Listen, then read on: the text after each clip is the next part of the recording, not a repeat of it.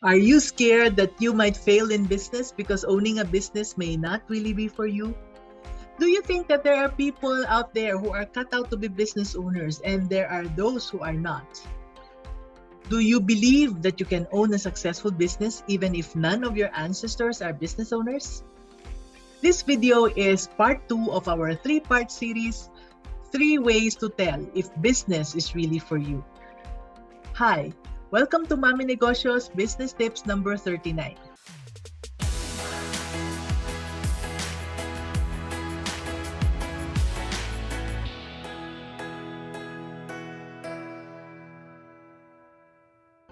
In our previous episode, we started with the first way of the 3 ways to tell if business is really for you. And if you missed it, you can check out episode 38 after this. Now, let's go to the second way. And this is to find out if you are self-reliant. Let me demonstrate this with some stories of my mentees. Lina is an independent woman. Her parents separated when she was just 7 years old. Being the eldest among 3 children, she had to grow up quickly. Her mother is a high school graduate and so she can only work as a house helper when Lina's father left them. Now, even at 7 years old, Lina learned to take care of her siblings when her mother would leave them to go to work. Now, in her 20s, when she came to me for a job interview, she didn't mention that she came from a broken home until I asked about her parents' work. Well, the fact that her parents were separated only came out when I asked about her father's job. And there was no way she could answer that question because she hadn't heard from her father since he left them. So as she told her story, it was evident to me that she was self-reliant. From how she took care of her siblings to how they grew up and how she finished college by supporting herself, I could see that she was a responsible woman. And instead of wasting her time daydreaming or blaming her misery on her parents, she chose to take action. And she was also resilient. Responsible, takes action, and is resilient. These were the qualities of someone who is self-reliant. So, will Lina make a good businesswoman? My answer is yes. If she will also have the 3 qualities from episode number 38, which are discipline, humility, and courage, plus other qualities which I will reveal in our next episode. Now, let me contrast this with the story of a woman who is the opposite of self-reliant. Meet Bibing. Bibing is an employee who has been earning minimum wage in the last 5 years as a sales lady. Because she is the only one who has stayed that long in that position, her manager tried to promote her, but she refused to take any additional responsibilities. There were times when Bibing was the only one who didn't reach her sales targets.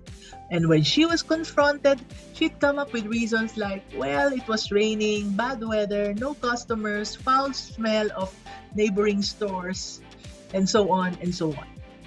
She always pointed to external reasons, never admitting even to herself that she was wrong or that she had areas for improvement.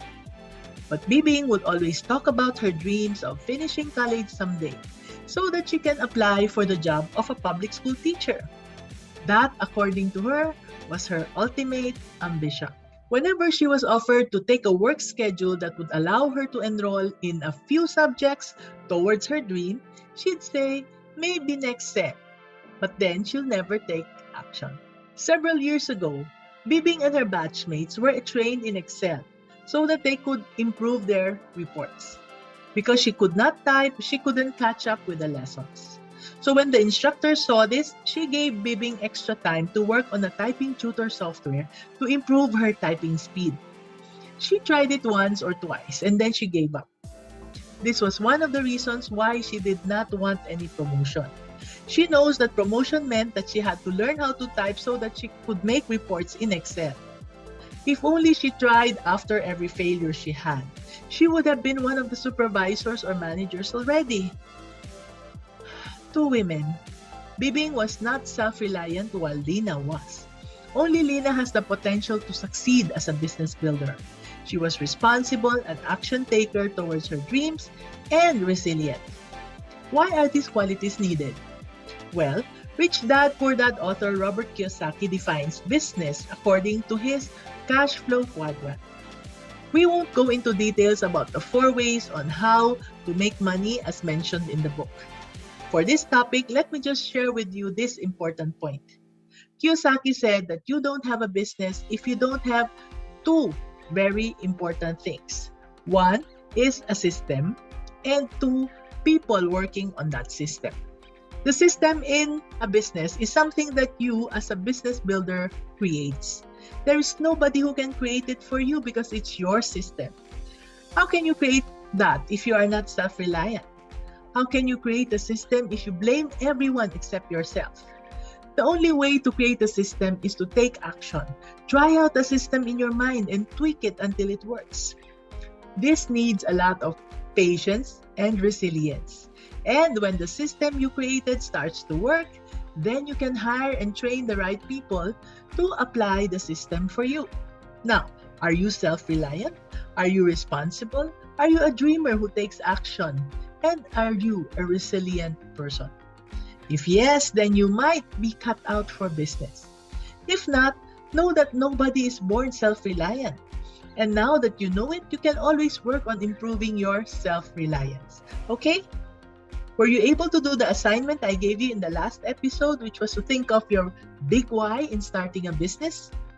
Can you please share your big why in the comments? So, for those who have not done their assignments, remember that one of the traits of successful business owners is the ability to take action. If you just listen to me and don't apply what you learn, there is actually no learning. All you have is just entertainment.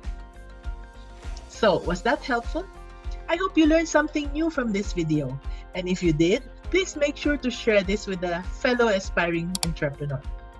Also, join our communities by clicking the links below to learn more. This is Mommy N, your Mommy Negosyo, saying, be business-minded.